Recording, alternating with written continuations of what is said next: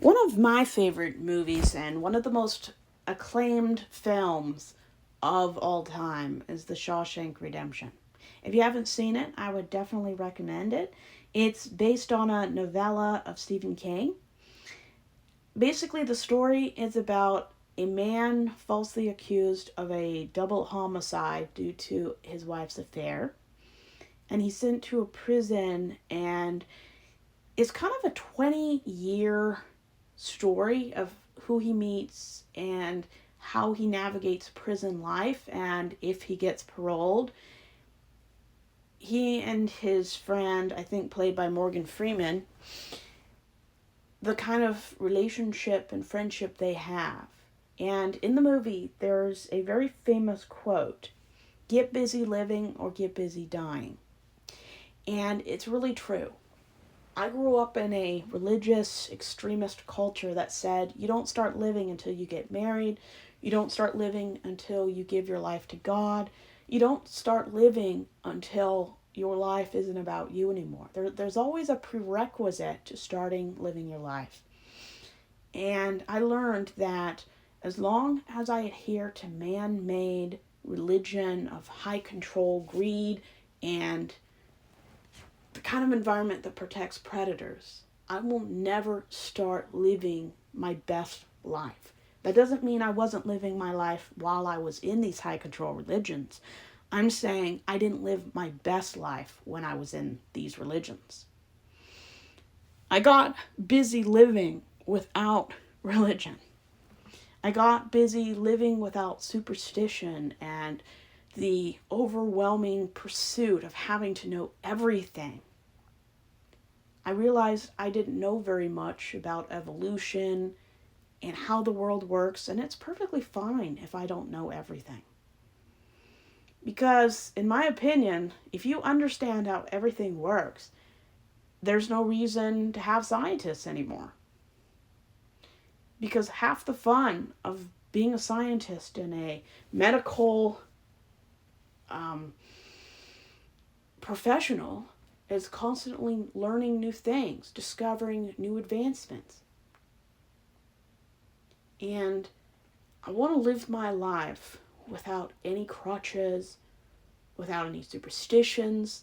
I want to live my life knowing I don't have all the answers, and I'm not going to try to lie to people and say I know what happens after death, because I don't believe anything happens after death. Once you're gone, you're gone. And you live on, not just through your family and your friends, but through what you've accomplished and given back to the community. And if I never have a tombstone or a plaque or a statue, that's okay. As long as I have a purpose and I make every day better because I'm in it, living my life, that's what the best version of your life is. And my legacy isn't going to be kids or having a spouse. My legacy isn't going to be about my family, because my family doesn't care about who I am. If it's not convenient, they ignore it. And my legacy is leaving behind my story, my life, and hopefully in the next 100 years, people who want to know, is it worth it to come out, or how does it feel like to come out, or should I come out, can listen to these videos and realize other people did it first. And everyone's story on YouTube is different. And I'm privileged to live in a time and a place where it's safe to come out, where it's legal and I have protection. But not everyone has that ability. And hopefully in the next 100 years, everywhere gains the right to live exactly the way they want to. That the idea of homophobia and bigotry and racism and sexism is just no longer tolerated anymore. That misogyny just stops being acceptable. I'm not saying that sexism and racism will ever die out. I'm saying until our society makes it perfectly clear that if you want to succeed in politics, become a big person in our society, you can't have these public platforms if you believe these things. That's what I hope happens in the near future, where people like Trump can't become president because society will not allow him to even be on the ticket due to his nefarious and illegal behavior. That's why people fight every day to maintain the few rights people of all distinctions enjoy.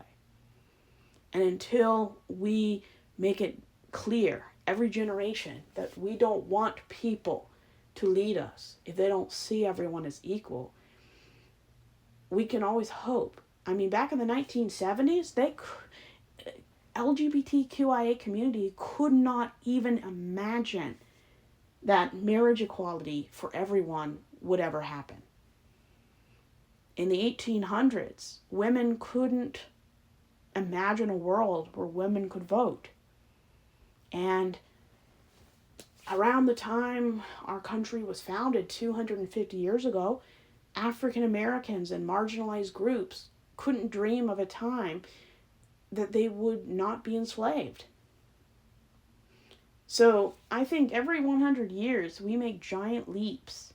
And I hope by 2100 that nobody who thinks slavery is okay, people, especially in extremist forms of religion, are viewed as bad for the environment. That these ideologies harm people. That's what I hope for the next century. That, yeah, these people will always be around. They will always believe these kind of things. But I hope by 2100 that nobody, well, at least the majority of people, won't even consider voting for these people anymore. That women will make at least 90 to 95 cents on the dollar that white men make. That's a world we're all pushing for. And yeah, people can devalue legacies all they want. But I would rather have a legacy where people can watch my videos and enjoy my content and learn about themselves than having 5 kids.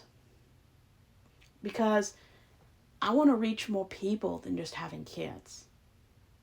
I've had 1.4 million views on my channel. I want to have a bigger legacy than having a family could ever hope to dream about. It's not my passion. It's not my pursuit. I want to live in a world where we value women who are single as much as we value married women. That's why every day allies and people of privilege who don't use their privilege for bad things, we all are working toward a better tomorrow. And as long as I don't believe in mythology and corrupt morality associated with religion,